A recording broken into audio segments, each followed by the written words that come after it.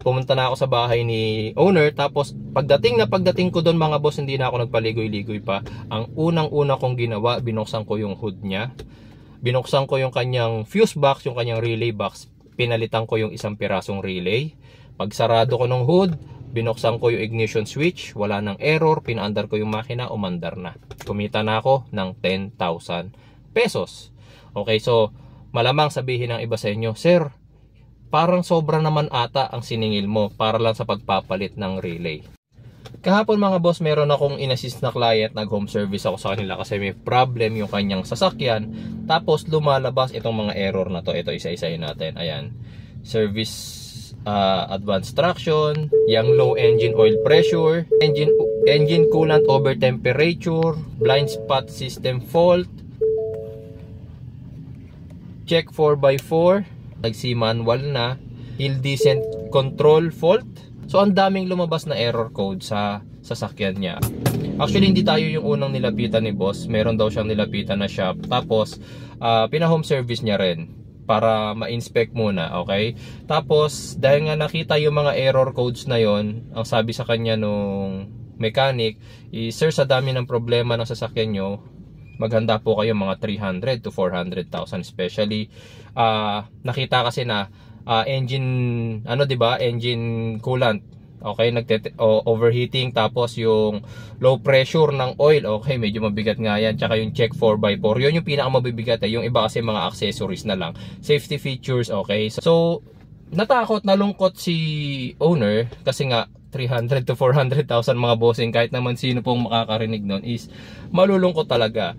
So ngayon si bossing is naisipang lumapit sa atin, nag-message. Ngayon sabi ko sa kanya, boss, ganito, dahil familiar ako sa sira ng sasakyan mo, ganito bossing, kasi hindi niya rin madadala sa akin kasi nga ayaw mag-start. Kung ipapatow naman niya at dadali niya sa akin, magkano ang towing? Usually sir, mga ganyan kapag pick up tapos drop off, 10,000 pataas, minsan depende pa pag mas malayo, okay. So sabi niya ay home service ko na lang, tapos sasagutin niya na lang yung diesel ko, okay. So wala namang problema doon mga bossing. Pero bago ako pumunta doon, sabi ko sa kanya, boss, okay lang, pwede kong puntahan, pwede kong i-check. Tapos if magagawa ko yung problema, ang sisingilin ko sa iyo is 10,000 pesos.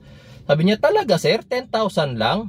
Eh kasi nga 'di ba, presyohan siya nung shop, nung mekaniko ng shop na yon, na sabi maghanda kayo ng 300,000 to 400,000 pesos. So talagang nagulat siya, sir, seryoso ka, 10,000 pesos?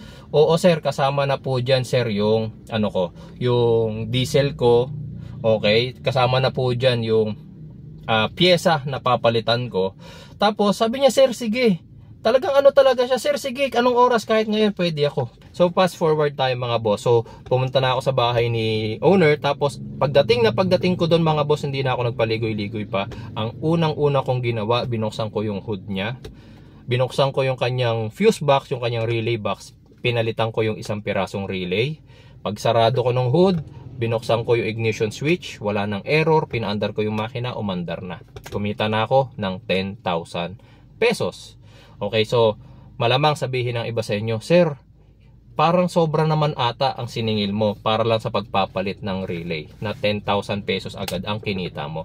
Actually mga boss, kung kayo ganyan yung naging reaction nyo, si mismong owner ganun din, okay. Actually nung nakita niya ako na yun na yung ginawa ko, tapos napaandar ko yung sasakyan niya, nung sinisingil ko na siya ng 10,000 pesos, sir, seryoso ba na 10,000 yung babayaran ko sa'yo ngayon? Kasi yun lang yung ginawa mo eh. Actually na ano rin ako, medyo na-offend din ako dun sa reaction na ni owner. Tsaka medyo ano, para kasing ayaw niya magbayad ng 10. Regardless kung 2 months ginawa ng mekaniko yon, tapos ako nagawa ko lang siya sa loob ng 30 seconds. Regardless mga bossing, hindi kung gaano katagal. Kung kaya niyang gawin yun ng 2 months, ako kaya kong gawin ng 30 seconds. Hindi ibig sabihin ng mga bossing is worthless na yung ginawa ko. Ang ibig sabihin lang nun, alam ko kung ano yung problema ng sasakyan mo. Ako yung tamang tao para dun sa sasakyan mo. Hindi ka pa ba masaya na imbis na 300,000 ang babayaran mo, naging 10,000 lang? The next thing, hindi ka ba masaya na imbis na ilang buwan mong hindi magagamit yung sasakyan mo, segundo lang ang hinintay mo, okay na ang sasakyan mo. Hindi ka ba masaya? Alam mo bossing, kung natuloy ka na pinagawa yung sasakyan mo doon sa mekaniko ngayon, in overhaul, lahat ng piyesa na yun, pinagpapalitan niya, lahat ng lumabas na error code doon sa panel mo, pinagpapalitan niya. Isa lang masasabi ko sa'yo, kahit gumastos ka pa dyan ng 500,000, hindi maayos yung problema. Kasi yung mga pinaggagalaw niya, hindi yun ang problema ng sasakyan mo. Tandaan natin mga bossing, ang binabayaran po ninyo sa mekaniko, hindi lang yung kung ilang oras niya ginawa. Ang binabayaran ninyo sa mekaniko is yung alam niya dun sa ginawa na yon. What is 10,000 pesos kumpara sa 300,000? Actually, pinaliwanag ko rin naman ng maayos kay bossing. Sabi ko sa kanya, boss, hindi porket sandali ko lang yan ginawa, madali ko na yung natutunan. Actually, lahat sa inyo mga bossing, alam nyo, sa talagang nakafollow sa akin mga boss, wala pong nagturo sa akin kung paano maging mekaniko.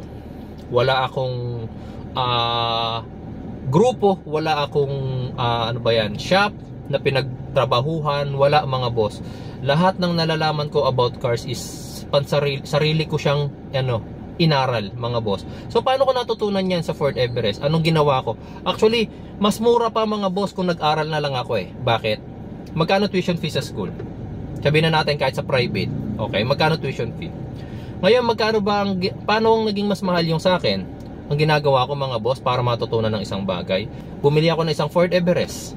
Yung Fort Everest na yon, kung nanonood kayo sa akin, ang kauna-unahang Fort Everest na binili ko is the Fort Everest Ambiente. Nabili ko siya dati parang mga nasa worth 700 yata, 700,000 that time. Okay, so bibili ka ng isang worth 700 na SUV para lang pag-aralan. Okay, so mga ginawa ko nung pagbili ko sa kanya, tinanggal ko yung relay, ano yung lumalabas na error, tinanggal ko yung module, ano yung lumalabas na error pag yun yung sira, tinanggal ko yung fuse, ano yung nagiging cause pagka sira yung fuse na yon, pag pumutok yung fuse na yon. Ganun ang ginagawa ko mga boss, self-explore. Okay, so mas magastos yung way ko ng pag-aaral kasi para matutunan ko ang isang bagay, kailangan ma-hands-on ko siya dun sa sasakyan na yon. So paano ako makakapag-hands-on kung wala akong ganung sasakyan, diba? So sana ngayong araw mga boss is naliwanagan kayo na kahit hindi na lang sa akin, kahit hindi na lang sa akin, sa lahat na lang ng mekaniko, basta naayos ng mekaniko ang problema ng sasakyan nyo, regardless kung nagawa niya yan ng isang linggo o nagawa niya yan ng isang oras lang, kung ano yung napag-usapan ninyo na presyo at sa tingin nyo naman is worth it naman or mas mura pa rin sa kanya kumpara dun sa quotation sa inyo ng iba, dapat maging thankful tayo mga boss. Tandaan natin kung ano yung pinagdaanan ng mekaniko na yon para matutunan yung skills para magawa yung bagay na yon. Okay, so ako mga boss, tignan nyo naman, I risk 700,000 pesos para lang mapag-aralan ng isang Fort Everest.